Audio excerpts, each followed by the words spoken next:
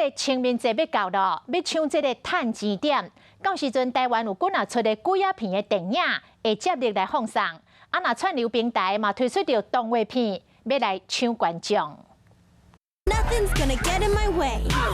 查某主角美美个性蛮皮，若是情绪无好，就变做一只红色的鸟形。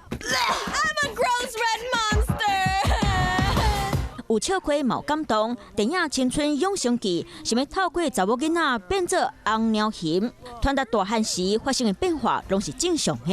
影片传到串流平台，就摕到冠军。看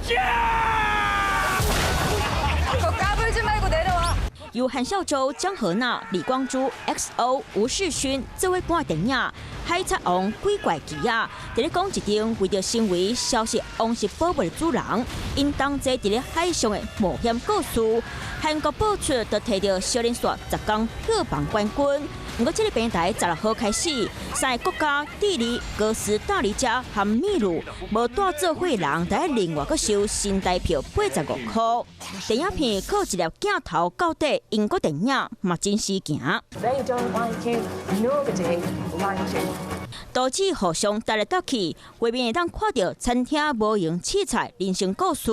由史蒂芬·格雷汉播的电影《餐厅失控夜》，摕了英国独立电影奖的4项大奖，卖伫咧4月上场。这个不能够进去的地道。影像团队来到社教禁地，犯着恶一个声明，讲是台湾影视上可拍电影奖。电影场热销，网络嘛讨论甲热不喷。另外几啊片偷窃嘛真有名。头七之后不用你改。由先咧拿播的恐怖片偷窃，敢看预告片，就互你看甲软脚。可拍几啊片要杀出来，冇影迷真期待。